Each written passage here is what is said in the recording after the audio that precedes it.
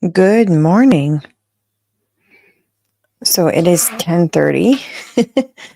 I've been trying to work out because I really wanted to play a video in this episode. I've been trying to work out how to get the audio to play into StreamYard. I still haven't fully figured it out, but we might be okay because I have attempted to play it through my speaker. So I'm just going to crank my speaker up when it gets started. If you guys can hear me okay, let me know. Yesterday, I guess my sound was doing some crackling, and I don't know if it's the connection between my mic and the computer. I didn't hear it in my earphones because I have like earphones here. You can kind of see them. I didn't hear it, so I think it's between Focusrite and the computer. But anyways, I need a connection from my computer back to the mic system, I think, so I can play. And I thought it'd just be a quick, easy click on StreamYard, but apparently it's not. So I'm going to still play it. You guys can let me know if you can hear it. I just don't know how loud it's going to be, but I do want to cover this. But anyways, today is Wednesday, November 27th. And it's my third episode of your daily dose of salt and light with Nadine Ness. So we're going to cover quite a bit of topics today, and I'm going to try to fly through them as much as I can because I have to be in Saskatoon, and because I'm starting late. I wasn't planning on doing that. I have a meeting later in Saskatoon. But anyways, I'm going to try to cover these topics as fast as I can. But there's so much that I want to cover. And some of it I couldn't even cover this episode. I'll be covering tomorrow as to what happened in the first sitting at the legislature in Saskatchewan. But yeah, I'm going to get started with it. I briefly touched on it yesterday when I talked about the announcement that Trump did with the tariffs. I'll bring that up on the screen for you guys here. So basically, he announced that if Canada doesn't get a control over the border issue, there's a lot of illegal immigrants coming through into the US from Canada. Anyways, he's basically saying, Canada, if you don't get your house in order, we're going to be imposing a 25% tariff on all products coming into Canada. Now you have a lot of people saying, see, Trump is bad. You should have voted for Kamala, or you should have cheered on for Kamala, blah, blah, blah, blah. Trump is doing what's best for America, and he's putting America first and his citizens first. I don't know why we would think that he would be putting Canadians first. That would make him a bad president for the US. And I've talked about it before. I think Trump is actually really good for the US for many reasons. But one of the biggest reason I also think he's really good for Canada, because I think once we have someone who's serious, who's feared by the worst of leaders in other countries like Russia, China, when you have someone who's feared like that, they're taken more seriously. And I do think that Trump will be less likely, we will be less likely to have World War III with Trump in charge of the US. And I honestly believe that he will bring peace more over any other potential candidates that could have run. Do I agree with everything he says? Do I agree with his delivery? No. I actually used to really despise Trump. I used to hate him. But I also know that we've been kind of fed a bunch of lies and brainwashed into thinking he's this evil, bigot, racist man. It's just not true. So, and a look at his history would tell you that. But anyways, most people don't actually go digging. They just get what media tells them, and then they just believe that. I know that because I used to be most of those people. But yeah, so he's going to do what's best for America. What does this mean? I think this is kind of like a bluff. He's saying, "Hey, Canada, if you don't get your house in order, we're going to do this." Do I think he's actually going to implement that first day? Maybe, but I think it's more to create pressure for Trudeau to start taking border security seriously. And he hasn't. Like, Canada is a disaster. We've let in terrorists, like ISIS terrorists into Canada that plotted this big, serious terrorist attack on the Midwest. Thankfully, it was caught and it was stopped. But we have a huge issue in Canada. Any look at anything that's happening around the country, all of these protests that are happening, they're openly flying terrorist flags, ISIS flags, Hezbollah flags, like the IRGC, they're all declared known terrorist organization. Hamas flags, they've been declared a long time ago terrorist organization, but yet you have protests where these flags are being flown everywhere. So do we have a problem? Yeah, we do.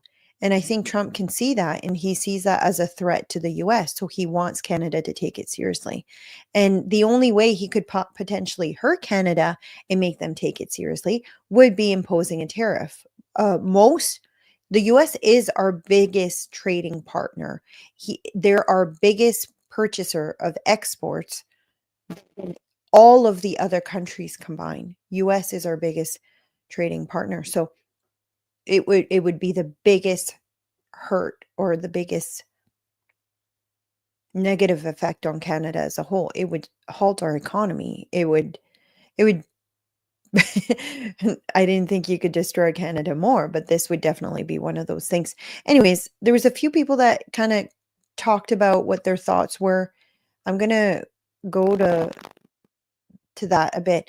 So one of the ones was Kevin O'Leary. I'm just going to pause this quickly here. Let's see. And I'm going to turn it way up. So hopefully you guys will be able to hear it. I just don't know if it's going to work properly. If you are seeing all of this, if the sound is good, feel free to say it. So just to let me know. And I'll try to up it as much as I can so that it comes through the speaker here. Hopefully by tomorrow I'll have the proper cables to do it. I just didn't expect it to be an issue. Okay, here you go.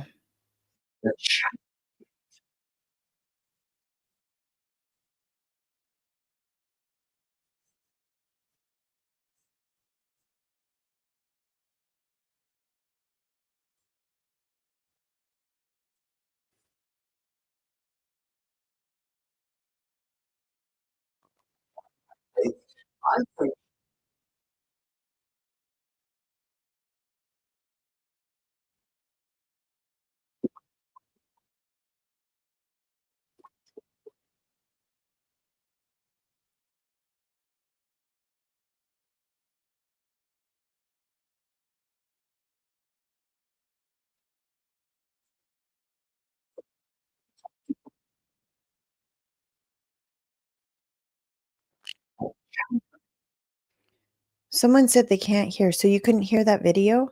If you can confirm it's the video you can't hear, or is it my voice you can't hear? Okay, someone said random sound.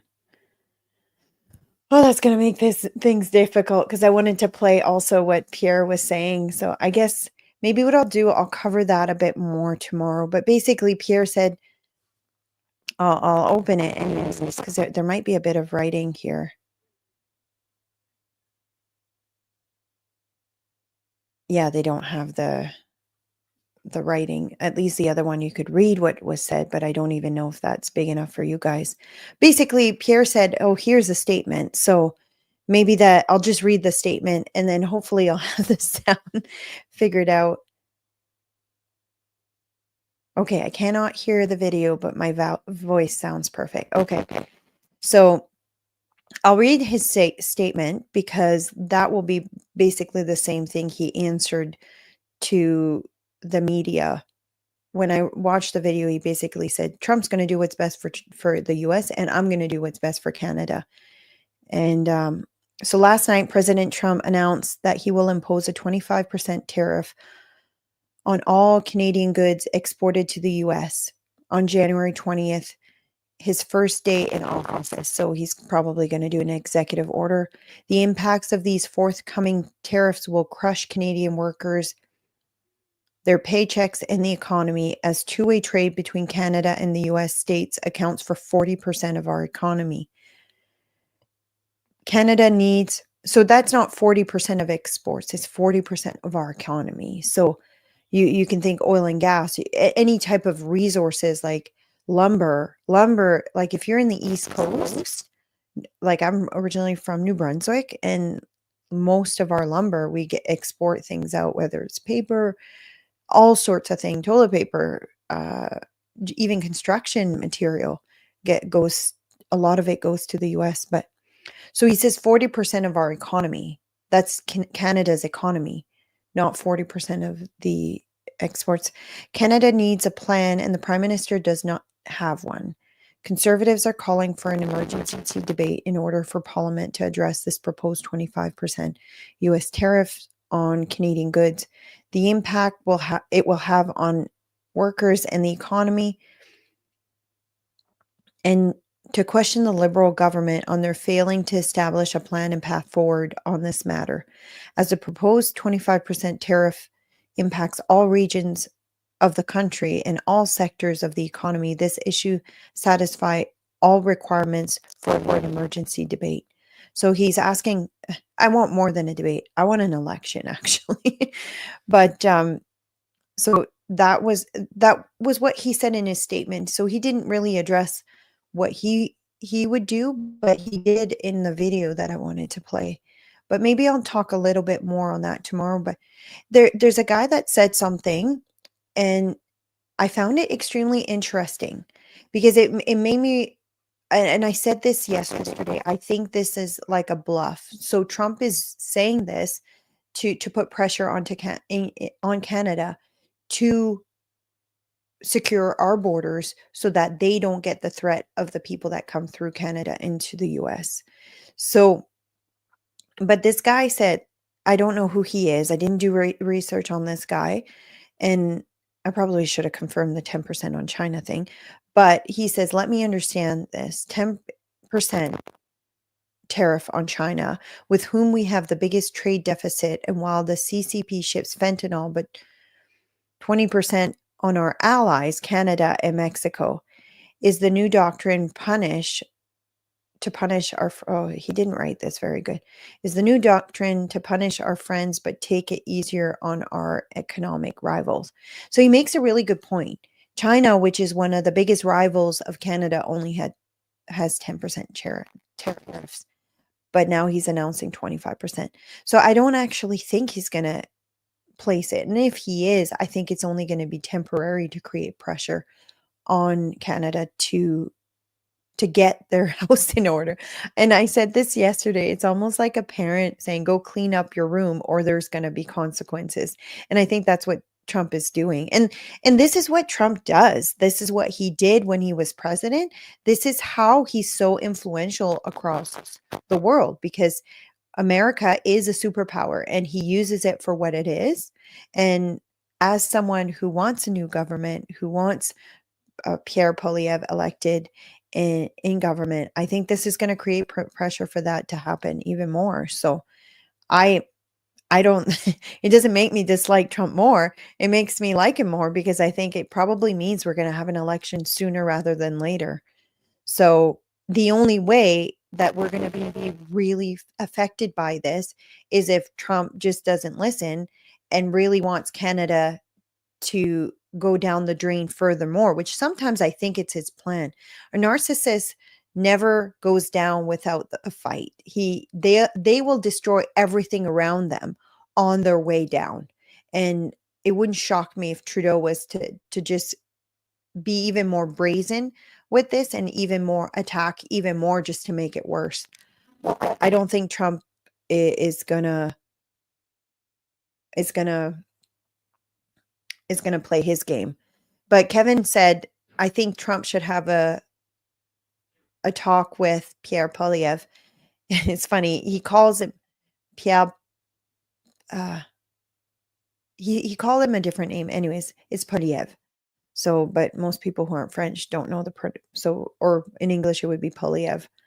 Anyways, but it's funny he was getting his name wrong, but he said that Trump should just meet with him, and I completely agree. Trump should meet with Pierre instead of Trudeau because I honestly believe we're going to see a new government soon. Okay, next story is Nova Scotia election. So Nova Scotia had their election yesterday and they won a super majority, like more than a super majority of government in Nova Scotia. So you now have Tim Houston. Well, he was the premier before, but now he won even more. And if you've been following what's been happening, there was controversy on Remembrance Day, and a school saying to people who were coming, guests who were coming to speak, that they shouldn't be wearing their army uniforms because it's triggering. And anyways, he went hard on that, basically saying, "Hey, this is like wokeism. We're done with this. They're gonna wear their uniform. We should be proud of their uniform." So I think sometimes people don't realize in an election, one moment can truly change an election. One moment can have a lasting, such a big, momentous in the middle ground voters. You'll have some people that will always vote conservatives, the people who will always vote left. I think in Nova Scotia, it's Liberal and Green Party. I don't know if they have an NDP. I'll look at the results here, but it was between mostly the Liberals and the Conservative. But then you have a lot of undecided voters. So those undecided voters can be one instant where an elected official did something and they're like, "Yeah, I'm going to vote for them. I'm not going to vote for the people who says our veterans or our army personnel can't wear their uniform at Remembrance Day ceremony." Like the ceremony is for them. Like this was the most ridiculous thing. And he went really hard on that. And I know because we heard about it here. So it's not very often we hear about Nova Scotia news, but everyone heard about it. We just were so outraged by this school asking that. So it's just another example of wokeism infiltrating everything and just completely destroying our traditions, our way of life, and everything we know and cherish. And that's a perfect example of that. I want to make a point too on wokeism. I really like that Pierre Poilievre is attacking this subject. He's using that language. He's saying what is actually happening. Like a lot of politicians were so afraid to go after wokeism, but I think it's so important that we take a stand because we're losing our way of life because this is coming in and changing everything, going in the direction of communism and socialism. And yeah, so Pierre's been tackling that and Tim did a really good job on that, his address. So I think this is a vote against wokeism, if I'm honest. But I think too, they're so tired of the carbon tax, and I'll show the results too, so you guys can see here. Yeah, they do have NDP. Okay, so they have quite a few NDP seats. I don't remember last year what their not last year, last election, what their election results were. If somebody knows, put it in the comments. But so they have 9 NDP seats, 2 Liberal seats. I think and whether people want to admit it or not. So just so you know, NDP provincially is the same party as the NDP federally. So if you have a membership to the provincial NDP party, you have a membership to the federal party. If you have a membership to the federal party, you have a membership to the provincial party. Your donations to the NDP goes to both. So it's funny because the NDP has tried to distance themselves from the federal NDP. We saw that happening here in Saskatchewan, same thing in BC. But the thing is, they're still the same. They still have the same policies. It's still the same people that go to the AGM, the annual general meeting, and vote on what policy the NDP are going to have. But you will have a few rogue elected officials like MLA who will say, well, I don't support the carbon tax. The backbone of the NDP does. The backbone of the NDP wants to go hard on climate change. They talk about it all the time. And they still think the carbon tax is how you do that. But they noticed they were falling in the polls. So then they said, no, we're going to be against carbon tax in Saskatchewan. But they didn't change the policy at the AGM. They didn't change the policy at the federal level. So what I'm not sure though, I don't believe that the provincial Liberal Party with Nova Scotia is the same. From my understanding, the only one that's both the same is the NDP. But then you have the Liberal Party in Nova Scotia. And even though it's not the same, the majority of the population may not know that. And I'm not saying all of them, but a lot of people, if you go to a door, a lot of people don't realize there's a difference between provincial and federal election, that provincial liberal is different than federal liberal. And if you have a massive amount of population that's very disenfranchised with the liberal federal party, it's going to affect the provincial one. We saw that even in Saskatchewan. The Liberal Party in Saskatchewan changed their name. I don't remember what they changed it to.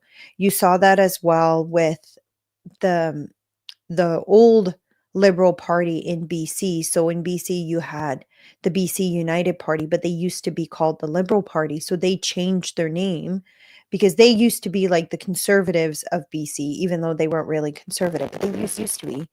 And because like people like Aaron Gunn ran for that party, I remember way back when. So I'm like, why is he running for Liberal? He's a conservative. And then people explain this to me.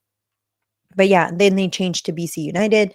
And then the real conservative, I say the real conservative, the one with true conservative values and that push conservative values came up and said,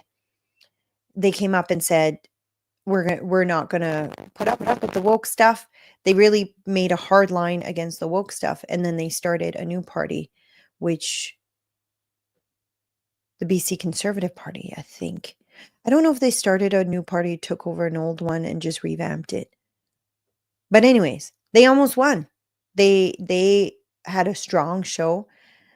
I have my own suspicion. There's a lot of fishy election stuff that happened there in BC. But I'm not going to say I believe the election was stolen, but I have questions. So, but yeah. So anyways, that explains it a little bit. Now you have Nova Scotia that has a conservative party. And it's funny, they're called the Progressive Conservative Party. I had a discussion on Twitter with someone about the word progressive and conservative. It's an oxymoron. And he made some really good points, but I still think there's an avenue or a part of the Conservative Party that have people who might be conservative on some issues, but more progressive on other issues. But yeah, so I'm really excited to see that.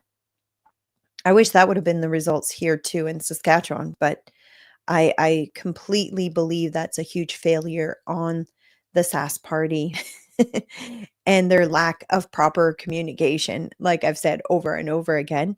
So they don't know how to reach the middle people, and because of that, the middle people were really deceived by the media and the left because they have a huge reach. So I think they need to pick up on that. And we probably could have done a better job at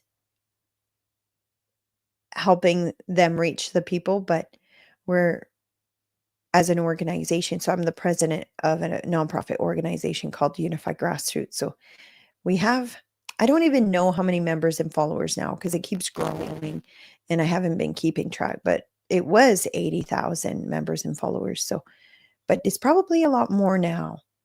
Anyways, but they need to up their game. Nova Scotia did a really good job at that. I know because we would hear about their campaign here in Saskatchewan. So, okay, the next thing, and then this will be my last thing. I'm going to be spilling the tea on the drama on Twitter. So, if you've been following Elon Musk, he's doing a lot of things. He So if you're watching on YouTube, you may not know this. Elon Musk bought Twitter to bring back free speech. And I know about it because I was on Twitter, and Twitter's gotten so much better since Elon um, bought it, because all these voices that had been silenced, free speech that had been silenced, are now back in. But there there there's been some drama. It's not gossip because it's actually happening. But anyways, I'm going to update you on what's happening. So if you don't know who Comcast is, or MSNBC is a part of Comcast. Comcast is like the cable network, whatever. MSNBC is a channel on there, and they have news and stuff. Anyways, they have Rachel Maddow, which she's one of the most far lefty reporter there is. And so someone, like, they're putting it up for sale because they're not doing well. Obviously, people are now starting to wake up to all the lies and the manipulation happening by mainstream media, and MSNBC is one of the worst. And they've been attacking Elon over and over again. Complete defamatory stuff. But anyways, so it's going up for sale. And then Donald Trump Jr. said, "Hey, Elon, I have the funniest idea ever." And then Elon said, "How much does it cost?" So this is quite funny, because if you go back before Elon bought Twitter, which I have somewhere here, Elon says, "I love Twitter." This guy says, "You should buy it." Elon says, "How much is it?" And then he ends up buying Twitter. So he has the money to do it. I don't know though. It would be like a huge a huge sacrifice, because I don't think he would get his return on revenue. But that's the thing. Elon is the richest man on earth. Like, he doesn't do things necessarily to to to become richer. Like, he has everything he wants. He's motivated in other ways. Because I'll give you an example. If Elon hadn't bought Twitter, financially he'd be much better off. It's not like a return on investment wasn't the best idea. However, he did it because he felt like if he doesn't buy Twitter, that the country is going to go down the drain. Like, and not just the country, just free speech in general. I just noticed that little logo was crooked, so I just fixed it. But so he bought it to protect free speech, because when you lose free speech, you don't have a democracy. And it's funny that the Democrats keep saying, "Oh, we got to protect our democracy." They're the most offenders against democracy. But yeah. So anyways, he bought Twitter, and he brought a sink in his first day. Let that sink in. Sorry, I love that kind of humor. My favorite kind of humor is pun humor. So I thought it was just brilliant. And I know some people really don't like Elon. I don't think he's like the thing that's going to save us. I don't think anyone's going to save us except Jesus. But I still am very grateful that he bought Twitter and brought back free speech. So, and I'm really looking forward to seeing what he's going to do with Dodge. So Dodge is the Department of Government. Oh, what does it stand for again? Oh, there's a spider there. What the heck? There you go. Um It's live. So if you're watching this after, I can't edit this out. This is a live video, but what does Dodge stand for? I'll ask ChatGPT. What does Dodge stand for? The job that Elon's going to be in charge of.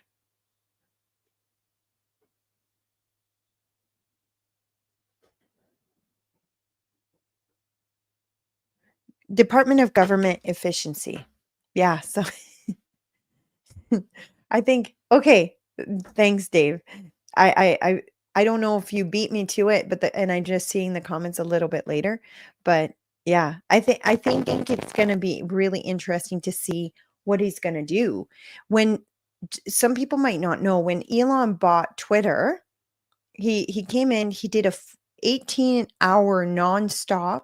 He interviewed everyone who works at Twitter, and he asked them, "What did you do this week?"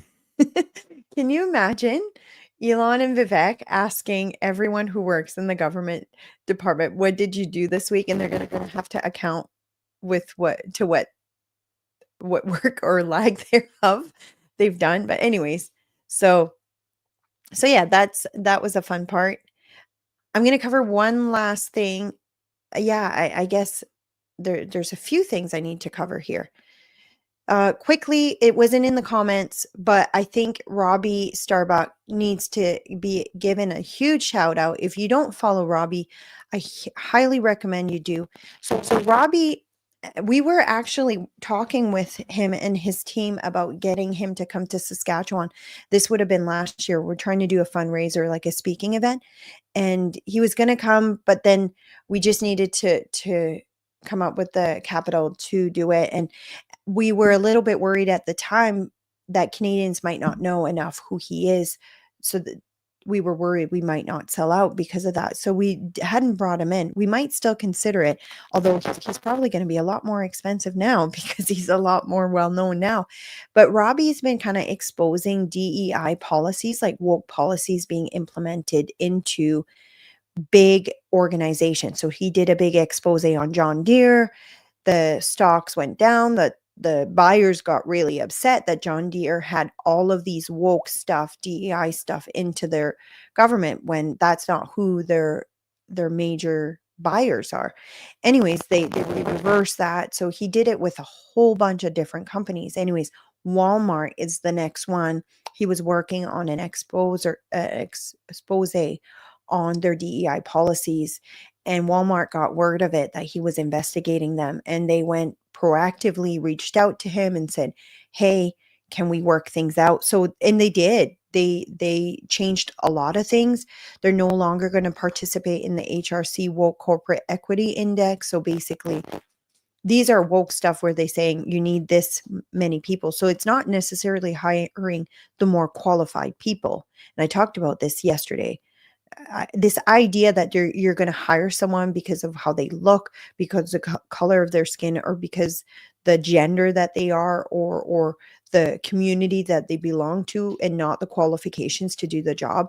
I get so irritated by that. I want the most qualified people to be given the job, not the people that have a specific criteria that's a checkbox on the page. But yeah, so they're going to stop doing that.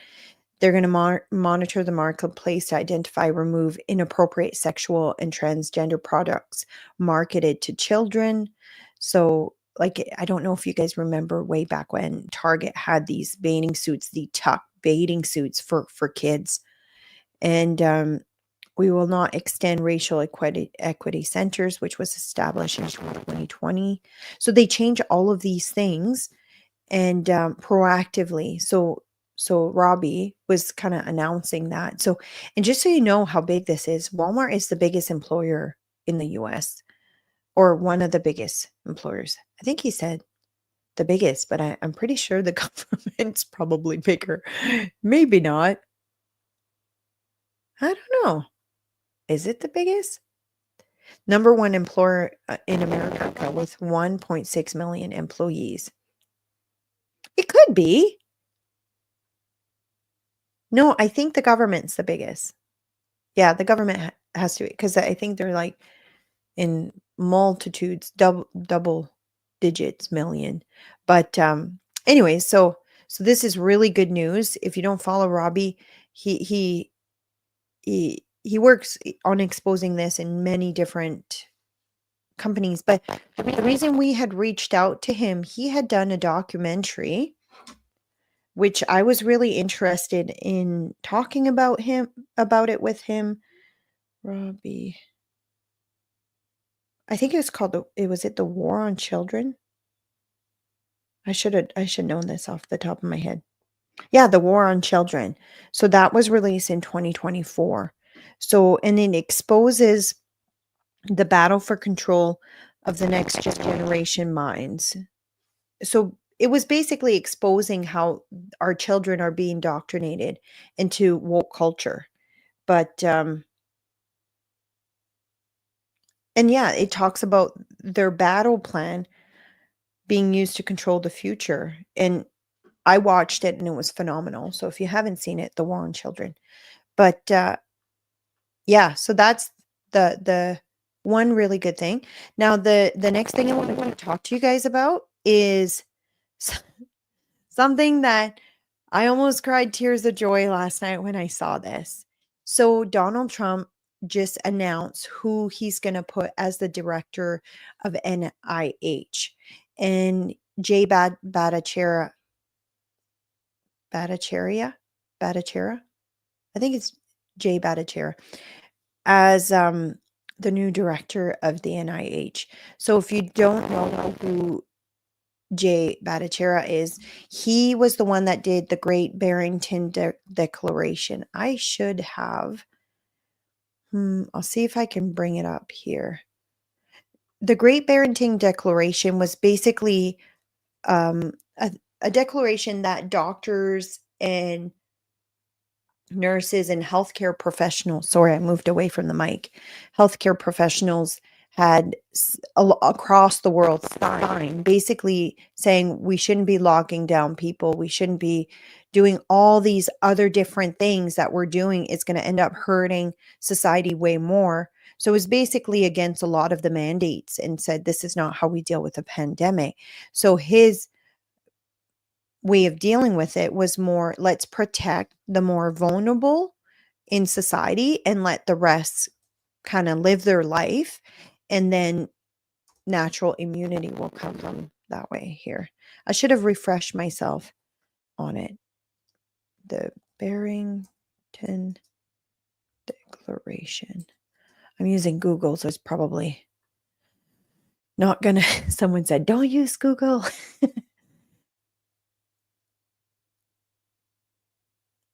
Yeah, so I'm going to see if I can bring it on the screen here. There you go. Great Barrington. I'll adjust the size here. See, and then you might be able to read the whole thing. No, not really. There you go. So they had concerns about the damaging physical and mental health impacts of the prevailing COVID-19 policies and recommend an approach we call focus protection. Exactly that. Focus on the people who are more vulnerable. And my husband completely agreed with this. But if any doctors agreed with this, they had a target put on their back. But now we're realizing, now that the data is coming out, we're realizing, you know what? This is what we should have done. The damage done by the mandates, the lockdowns, the even the data on mask being useless is coming out. And I know some people will get offended with me saying this, but that's the data, whether you like it or not. We were saying it all along. However, um, we were called insane and, oh, that's not scientific. Actually, it was. There was science on masks for virus, for airborne viruses before it was said to not be useful. Not only that, the handling of it actually increased the risk of infection because people touch it and then they'll do things and then they'll touch items. Anyways, did he pick? I don't know who he picked for Surgeon General. Oh, yes, I did see that. He picked, was it a lady? So I'm going to tell you my thoughts on it too. There's going to be things that Trump's going to do that we're not going to like or that we're not going to agree with. But as a whole, I'm more agreeing with who he picked than what anyone else would have picked. Are some going to be mistakes? Probably. But I also want to offer grace to a lot of people who during COVID may have thought differently than they do now. I actually have more respect for doctors who may have gone along with things at first and then saw the data coming in and actually changed their mind and said, "You know what? I was wrong. I was wrong about this. And this is my thoughts on it now." And I'll tell you why, because those are people who can put their own pride aside. And when given the information, the new information can change their mind. I trust those more people more than people who are so dead set on their ways that even with new data, they're digging their feet down. Because even some people might have been right on COVID, some doctors might have been right on COVID, but they might be completely wrong on something else. And if given the data, they're not willing to change their mind. So I actually have grace for those people. So even if a doctor said something and after they came back and said, you know what, I don't think that it's better. I actually think this is dangerous. I have a lot of respect for people like that because I know they have an open mind. They're willing to look at things critically and now, even now, they'll have a healthy distrust of just going along with everything. And I have that grace for them because I had to have that grace for myself. Like I said, I used to be on the left. I used to believe everything media said. I used to, like, I voted for Trudeau his first go around. Yes, I regret it deeply. I regretted it shortly after. And he's kind of part of him and Trump is kind of how I started waking up as to what's actually happening. But yeah, I I have grace for people like that. Now, I also have grace for them bringing people in who may not see eye to eye with everything we see eye to eye to. It's one of the things that I've realized. You have that pendulum sling pendulum. I think that's how it's said. Sorry, English is my second language, so sometimes I get word pronunciation wrong. But that pendulum swing, if we only hear from people on one side, we're going to go further and further and further to that side. I actually like healthy debate with people who have different ideas and solution because I think when you bring both to the table, that's when you come up with the best solution. So, but I don't know a whole lot about her. I'm gonna I'm gonna research a bit more, but I'm not gonna be like, "Oh, I'm disqualifying Trump for one pick," because he has one pick that's bad. We're probably gonna notice there's gonna be more than one that's gonna be bad over time. But I do think he learned from his last time in office. But and now why do I think Jay Bhattacharya being picked as the NIH director is great for Canada? I think we're more likely to see the truth come out of the US. I think we're more likely to see change in Canada when US starts implementing change. US is very influential in Canada, especially in the medical field. So I don't think they're not going to be able to silence the other side. And Jay is very balanced. He didn't say, "Oh, COVID's not real." He didn't, like, he was very balanced in his approach. He's like, "Let's look at the data. Let's look at what's happened in the history. Let's look at what could potentially happen." He says, like, yes, let's protect the vulnerable people. Like, there are people that COVID was very dangerous for. And those people are also people that the flu is very dangerous for. A lot of diseases are very dangerous for. Let's focus on protecting them. And I agree with that. So, and this is what, if you haven't seen this, I'll see if I can put the copy. I'll put it in the comments. But for some reason, my comments don't show up on all the platforms. It does on YouTube, it does on Twitter, but not all the platforms. So if you're watching this, YouTube, it's showing up. I see it there. I'll try to post it on Twitter too after the live stream. It doesn't post right away. It kind of has to upload and then you can watch it on X later on Twitter. Did I say Twitter? X. Huh, I'll never get used to that. But anyways, I have to get going because I have half an hour to make it to my appointment and I still have to start my car. And it's really cold in Canada right now. I don't know what it is now, but it was minus 28 yesterday. So, but yeah, I will be back tomorrow. I'm going to work on the sound. I might come live stream again later tonight just to test the sound so that it's ready to go tomorrow so I can start right at 10. And so yeah, if you see a live feed and you want to come tell me how the sound sounds, um I'll try to come back later on tonight once I get the proper cord and everything. ChatGPT was giving me direction. If you don't use ChatGPT, you're missing out. When it comes to tech stuff, it has all of the best advice. Like it's been phenomenal for even figuring out how to use StreamYard, what program to use, even with OBS. Like I was having such a hard time with that program getting like when right now you're seeing me full screen, but sometimes I have things that I want to show you, even getting that set up when I have an interview, which I'm set up for interviewing right now. So this is one chair and there's another one there. But this is in my home. So and I live in the middle of nowhere. So not a lot of if I had a studio, I think in Saskatoon or whatever, it'd be easier. But when I go to events and places, I've had interviews and I will I'll bring all my cameras and light and stuff and set up there. But yeah, I might be heading to Arizona in December for it's called America Fest. So Charlie Kirk, what's his organization? Why am I having a brain fart? I might be heading out there and hopefully doing some interviews while I'm in Arizona.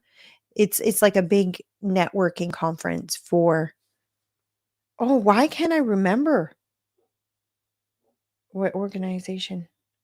That like is a massive Charlie Turning Point USA.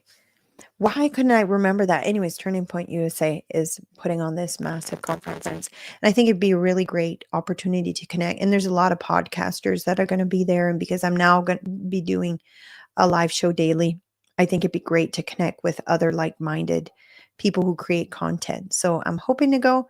My husband said, get your channel monetized, YouTube monetized. So if you want to share this video with other people, the more views I get, I guess view hours I get, the more likely it's gonna get monetized. He says, um, that way I can use the funds from the show to go to these things and network and stuff. So, but yeah, so I might be going to that December 22nd. I think that's when it starts, or the 18th to the 22nd, but I'm not sure yet. So I I don't want to ask my husband to fund all my adventures.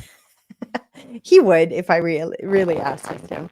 But I'm like, I'm gonna wait till I'm start to monetize a bit of stuff, and and then then I'll be able to go to these things, and it'll be business expense because it'll be a business endeavor. So yeah, hopefully we'll have some guests. I have a friend of mine, Kelly, who has agreed to come on my show. I'd rather it be in person because what we're going to talk about is going to be a really sensitive subject. So Kelly is a former police officer like me. She has very similar training to what I got. So I was trained to profile child sex offenders, so pedophiles and child sex offenders that aren't pedophiles. And so I never worked in the ICE unit. My goal was to work in the ICE unit. So I took the training to go into that. And unfortunately, my career ended as a medical retirement. I had a fainting condition that put me in a wheelchair for a while. We didn't quite know what it was. Anyways, I don't have it anymore. Thankfully, I've been cured, which is just ended up being a thyroid issue. But anyways, Kelly, one of my really good friends, she is a former ICE member, like she worked for the ICE unit in that's the Internet Child Exploitation Unit. So in Canada, if you want to work on protecting children from sexual abuse, that's the only kind of unit. You could work in other departments in city um, police force, but for federal, so RCCP ICE is the only one. So she actually helped develop the one in BC, and then she left the force and became a psychologist. And her major work was on why male sexual assault survivors don't come forward, and there's not a lot of resources for them. So because she would see all of these victims, and you'd often hear about the girls offender getting caught, but the male, she would see these male victims, and they would almost never identify who the victim was. They couldn't match it to cases, so that's what she focused on. So I've been chatting with her a lot. We want to raise awareness on this. We want to attack um, childhood sexual abuse and reduce the risk. She's written a book, Men Too. So it's like Me Too, but then the E is crossed and it's N. Really clever book. So if you're a survivor of childhood sexual abuse, I highly recommend you read her book. And she's writing another one on, I think it's called Speaking Truth in Love. It's not released yet. And it's for mothers on how to protect their sons from pedophiles and abusers. So, anyways, I should have given a trigger warning for this, but we're hoping to have her on my show so we can discuss what can be done to reduce the amount of sexual abuse and where is it more likely to happen? What are things to look for? As for signs, what are things that are red flags for parents and stuff. So it'd be really important. We want to address that, like in the church, in the schools, in extracurricular activities where you're most likely to have them hide. So yeah, we we were hoping to have her come here. So I told her, let's get my show ready and in order and have a flow going so that everything that we don't have issues where it's not going to work, where something might like tech issues. So I said, I'll get started and then we'll go into that. So she'll be coming. So Kelly Pelfy, Dr. Kelly Pelfy, she phenomenal woman and I consider her a really great friend. So yeah, she'll be coming soon. So we'll probably do it in here. And I would show you guys the setup. I have like a Christmas tree in the corner. It's actually quite nice. I went all out with the Christmas decor, if you can't tell. So yeah, hopefully it'll be before Christmas and I'll let you guys know. And maybe we'll get other people as well to come on the show. So if you know someone that you would really, I'd love to get Jay Bhattacharya on the show. I'm going to see if I can work my magic. It's funny. Some people say, how do you know all of these people? And how do you get connected to all these people? She must be an inside job. It's actually not that complicated. All it takes is you going to one event where these people are and you have a conversation with them. And when you go to these things like the America Fest, you make connections. Like I've been to things in Ottawa and I've made connections with elected officials. I sat with Premier Higgs. I met Danielle Smith at an event in Alberta and had conversations with her. I've had a conversation with Jordan Peterson, like these people. If you go to these things and these people are there, it's less formal. So it's actually easy to make connections. And that's how I got connected to Sean Noble. So I did an interview with Sean Noble too. I really have to go, but I did. I keep saying that I'm going soon, but I did an interview with Sean Noble and my mic didn't work the whole time. I could hear myself in my headpiece, but my mic never recorded. So it was like an hour and a half long interview. And we talked about the Carrie Lake election, what we thought was going to happen. And I know there's been a lot of speculation that Carrie Lake, there was election interference. And maybe there was. I don't know. I haven't seen the evidence of that yet. But what Sean said before the election, he said there's a lot of people that are really disenfranchised with Carrie because he says she's not authentic. She tries to be Trump, but she's not a Trump. So you have a lot of conservatives in Arizona that adore Trump, but they don't like Carrie Lake. So he suspected, this was before the election in our interview, he suspected you'll have a lot of people that will go and vote for Trump, but won't put anything for governor on their ballot. And that actually happened. I talked to him after that and he said, yeah, there's about 256 people, 1,000 people who didn't, when it came for governor, they just left it blank, but they did go in to vote for Trump. So, and there was some negative opinions too, because I think she first ran, was it for governor and didn't win that? And now she's still saying she should be the governor, that there was election interference, but she is now running for senator, or the other way around.